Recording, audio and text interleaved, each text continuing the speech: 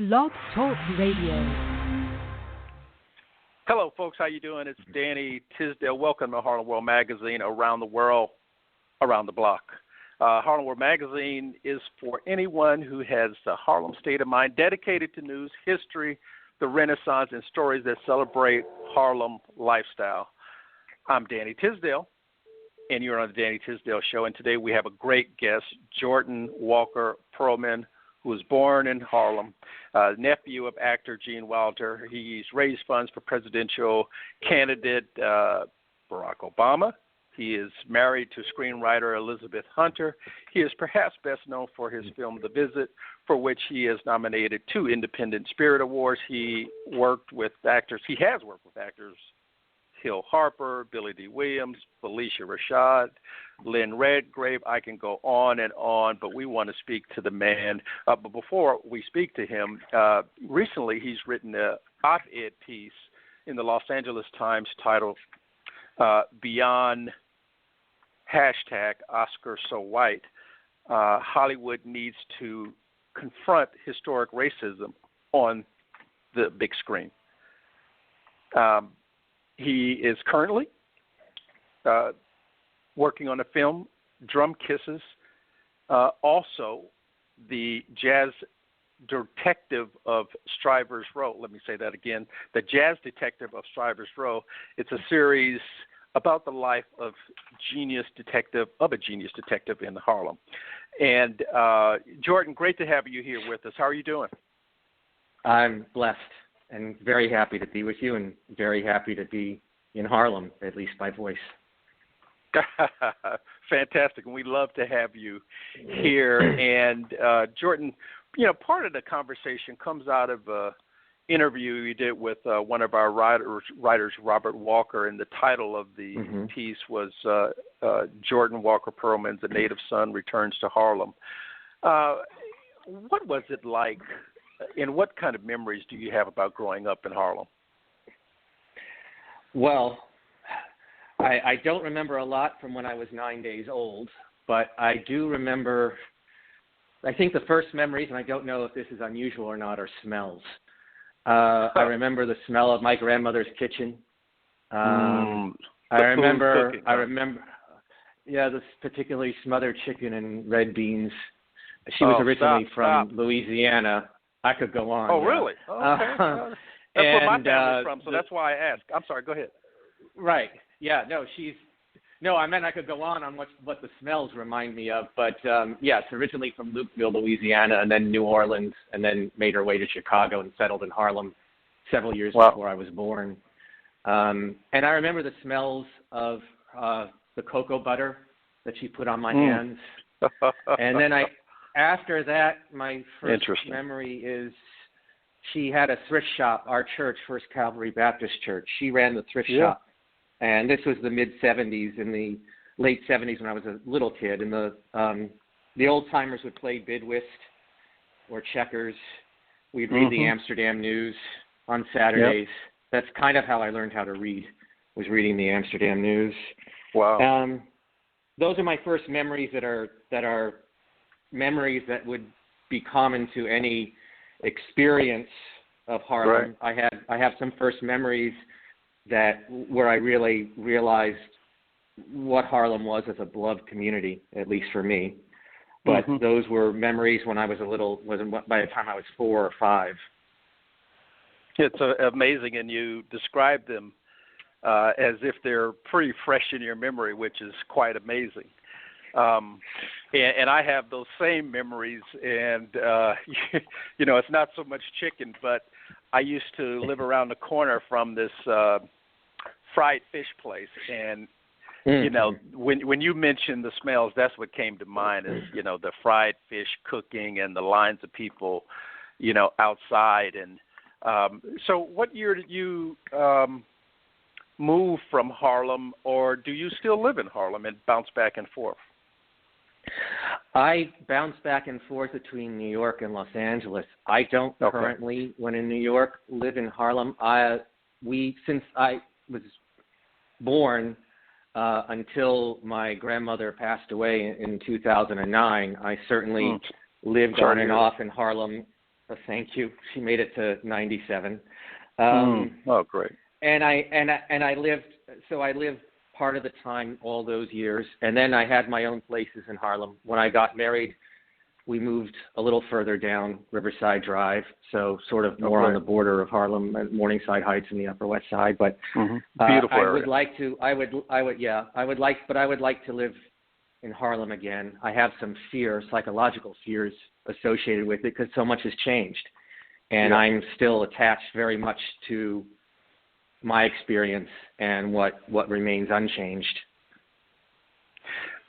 Certainly so, and I'm really curious about some of what you're doing today. I know that you have become a director, and first of all, before I get into your some of your new work, the Detective in Harlem, but what made you become a director as opposed to doing what your uncle did, Gene Wilder, as an actor? Why on the directing side? Well, there are two versions of that story.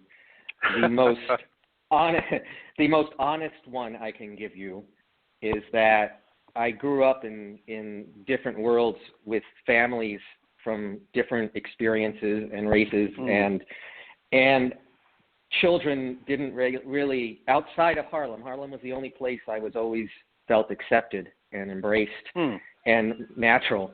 But otherwise, I didn't feel like I belonged in the world that was being forced upon me. And so I guess at a very early age, I used my imagination to create my own world. And to a certain extent, that's what a filmmaker does. Now, my grandmother alleged that she was walking down the street. Story has it, quiet as it's kept. We were walking down the street, and I had done something, and she said, "Jordan, what am I going to do with you if you don't learn to act right?" And that my answer was, "I'll become a director." Director. I love it.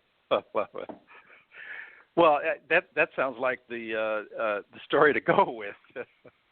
It is the more amusing of the two. Yeah, I don't know if it's accuracy. Well, and I always loved your uncle's work, and especially The Producers, which is my favorite movie. Did he ever give you tips, Jordan, on working in the industry in Hollywood or any of that kind of thing? This is what you should do, or this is what you shouldn't do. Was there ever a thing like that, or was he that kind of guy?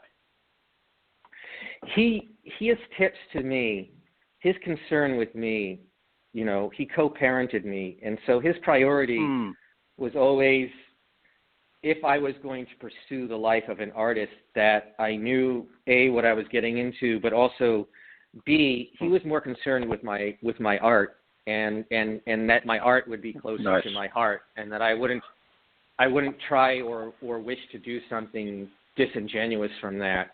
He became quite disillusioned with the business side of so-called show business by the later in his career, and he never would have said, "That's my first choice for you to do that." On the one hand, on the other hand, he wanted me to be like him, so he did encourage it at a very young age.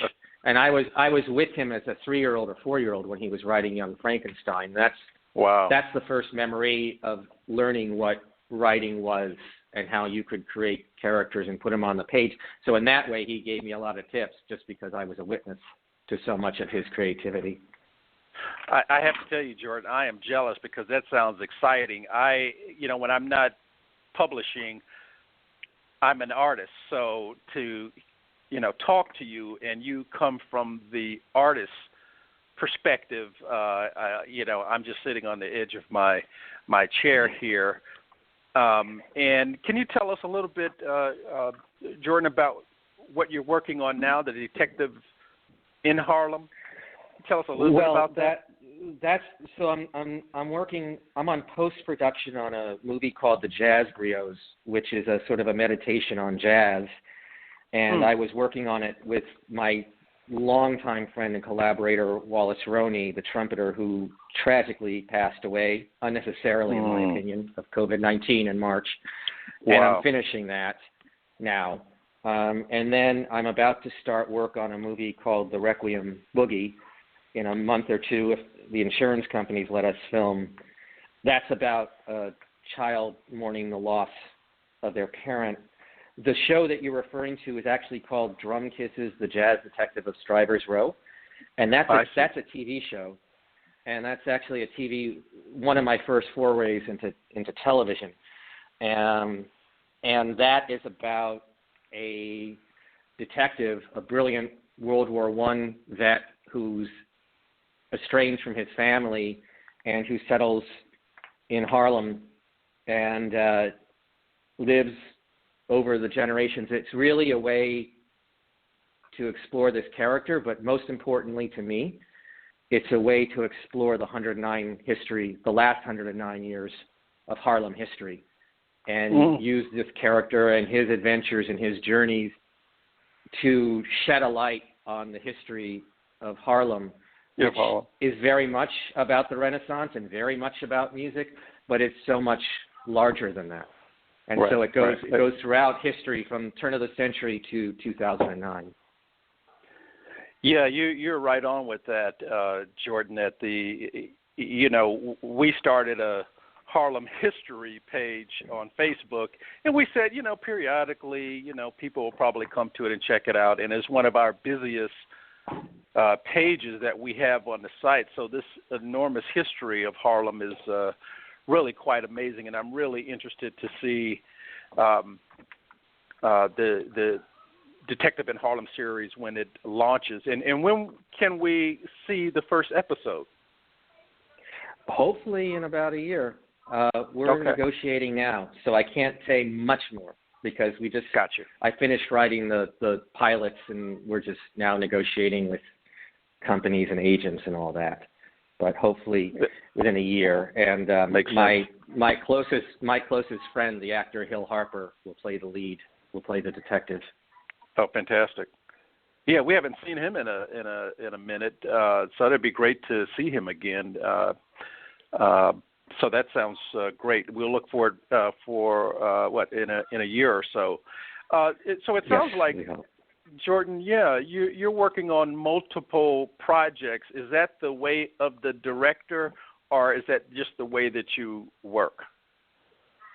I actually worked the opposite way for the last 20 years, much to the chagrin of many people around closest to me, but probably the great relief of some audiences. I was only making one movie every few years, and as a writer-director, and it's only now, and then I had a couple years off when I was working to raise money and be a campaign surrogate for President Obama, then Senator Obama. Yeah. But I am now more going to be doing things more frequently because I launched with my co-founder Morris Ruskin a company called Mojo Global Arts to do more of my own work, but also to finance and get off the ground the work of other artists, particularly those artists that don't traditionally have the platform to have their voices heard, or when they do, it's given to them with some sense of confinement.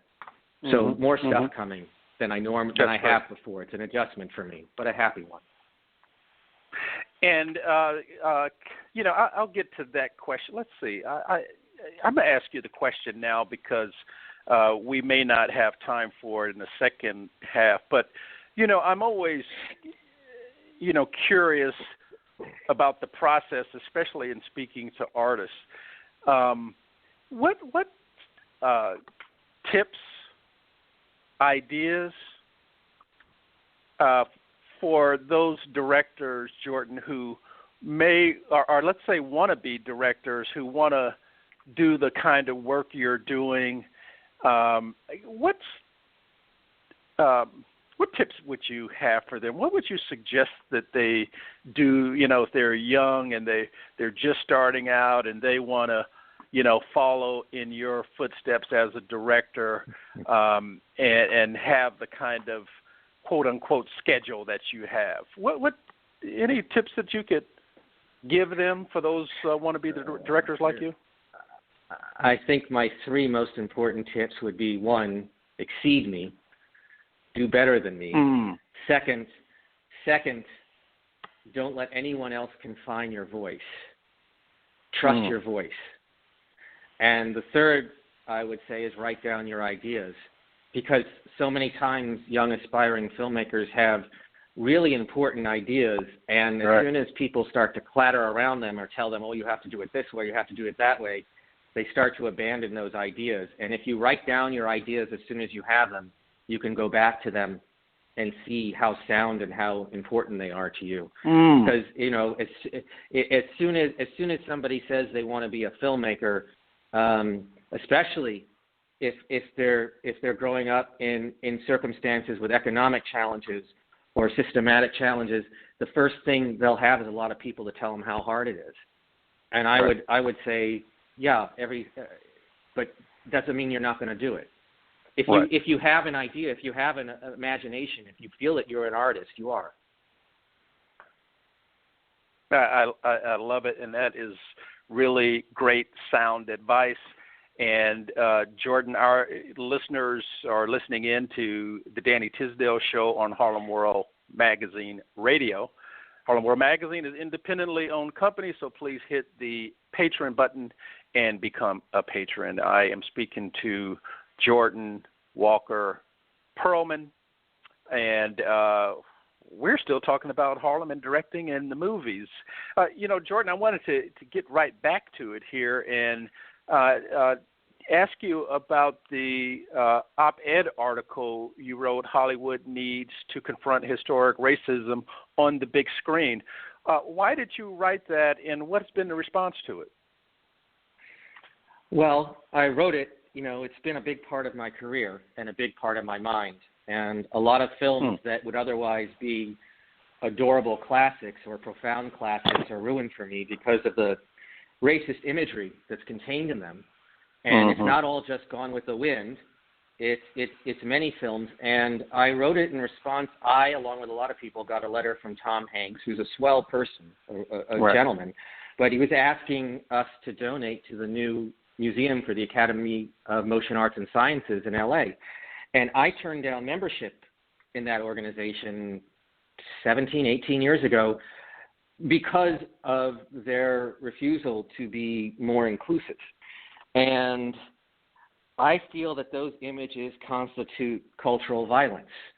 I feel that those images were used and used intentionally. And, you know, all those artists of color that could have been great artists were denied access to Hollywood, and at the same time, positive images were censored out of films, and negative images right through to our present day were happily included. And, you know, just 7 months ago, Gone with the Wind was re-released, and they spent millions of dollars on marketing it and put it in the theaters, and it played on TCM, no problem. And so I just felt it was time for somebody, a lot of people were saying it was time for me at least to write down exactly why I turned down membership in the Academy and to say this is cultural violence. And you cannot truly address systematic racism's history in this country unless you address the fact that it's not history and that it's still happening, and it's happening quite powerfully now. And a lot of people in Hollywood, you know, the fire was 100% burning, and they set it, and they kept it alive for 100 years, and now they're containing the fire by 94, 93%. Things have gotten 8% better, and a lot of people are asking for badges and medals for it. And I think it's important to understand that these images do harm. These images are intentional, and that they have to be treated as an act of cultural violence. And that's why I wrote the article. Yeah, it's intentional. That really kind of, you know, perked my ears up and quite a bit because, who wants to be around to understand, to realize in some ways that we have a world where some people really have, they're intentional in their racism. And I think it's great that, you are in some ways, and you have, with the letter, put people in check. It's like, I'm looking at what you're doing. I know what you've done, and I'm going to talk about it with the world. What has been the response to the letter, Jordan? Well, the response is, it's a minor thing. It was published as an op-ed in the LA Times, so a lot of people read it, and then they circulated it worldwide. So I certainly got my share of people saying great, and I certainly got my share of hate mail. And that's fine. I think it alone did not do this, but part of my article suggested that if the Academy was serious, instead of just talking about let's nominate, this so-called inclusion film once every few years, or this person or that person, then if they're going to build a museum, they need to build a museum that acknowledges their history and complicity in systematic racism in America, and how the most powerful, the art that I love and have devoted my life to, the most powerful art there is, they used to reinforce images of cultural violence and to be complicit in systematic racism, and they should have a permanent exhibition. And this article came out in January or February 2nd or 3rd, and they sent me a letter 3 weeks ago saying that they were going to have this exhibition, permanent exhibition. Now. Great. And that's good. I'm not saying my article was the sole difference, but that's good, and they're reacting to the climate of the time, and I hope that they follow through and actually do it. And that's fantastic, and that, I love when something like this happens, because a lot of people say, in the past, in the present, that, change can't happen, and that one person can't make change, large or small or somewhere in the middle, but you are making change. And even more importantly, there are people who are listening. I have a feeling what your answer might be, but we are, I guess we could say, in the middle of protests. Let's say I'm going to say the middle to the end. Can I say that? Of some protests, obviously regarding Mr. Floyd and others, Ms. Taylor. Are you optimistic about our wonderful country and our future? I said this in a short film I did the other day. I'm old enough to be pessimistic and young enough to be hopeful. There's so much going on in the world, and I have memories of things, these types of moments happening before, and then things settle down, and people don't keep it going. I hate the term race relations. Like there's some sort of equanimity, and it's about both sides coming together, and why can't we do this?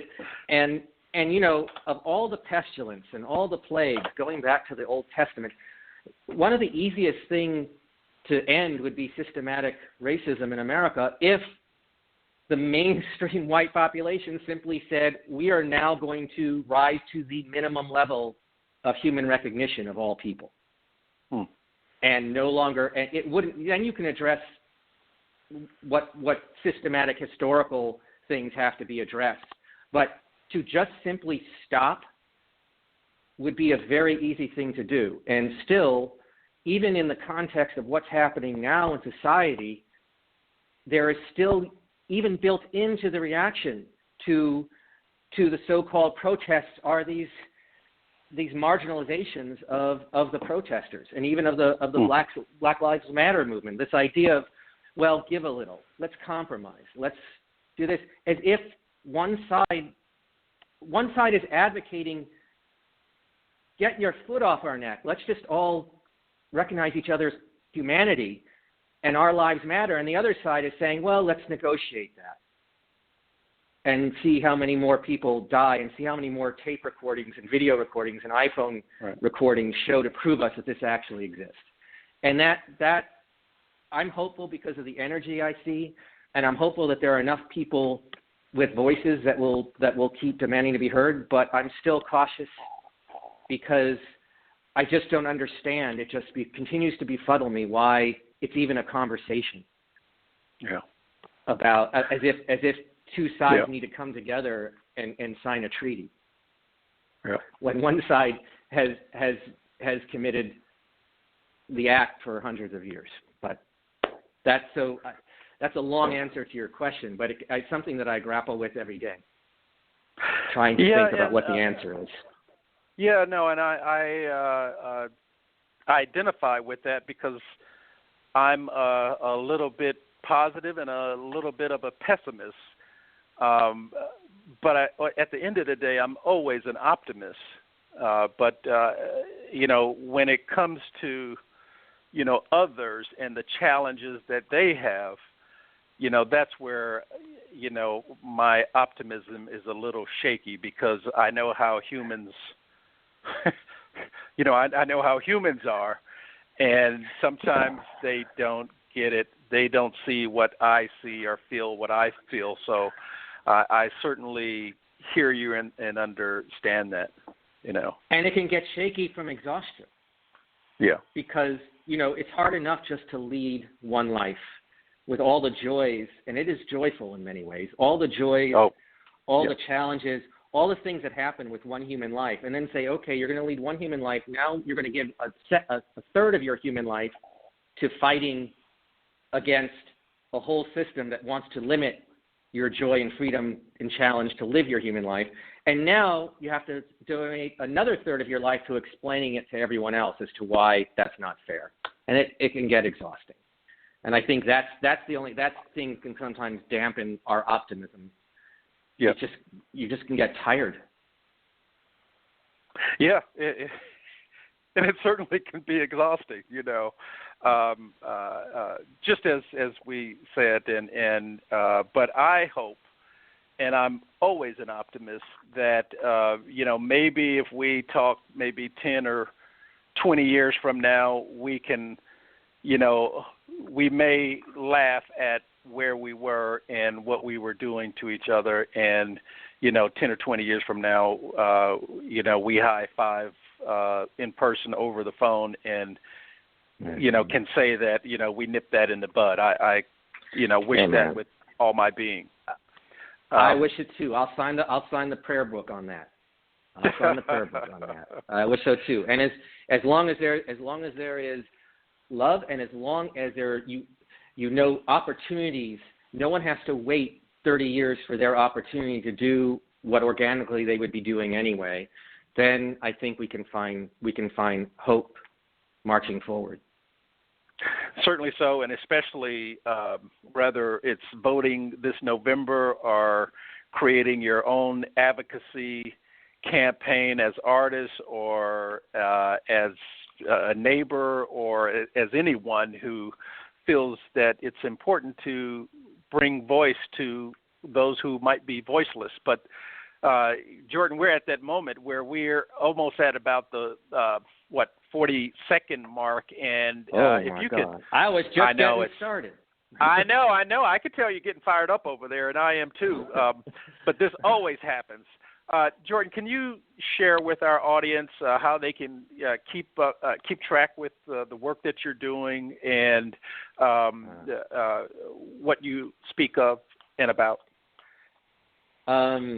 I'm not great at social media, but my new company, because of people who work there that are smarter than me, the website is mojo.film, mojo.film, and that has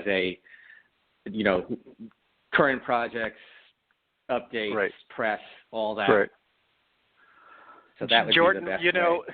It's that moment, and it's been great having you on the show and talking to you. As I said, I love talking to artists, and especially Harlemites, whether state of mind or in reality. But thank you for being on the show, and look forward to speaking to you again someday.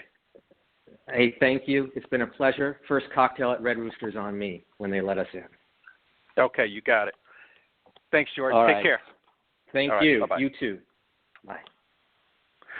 And thank you, listeners, for listening in and listening to a great conversation that I enjoyed. Thank you. Bye-bye.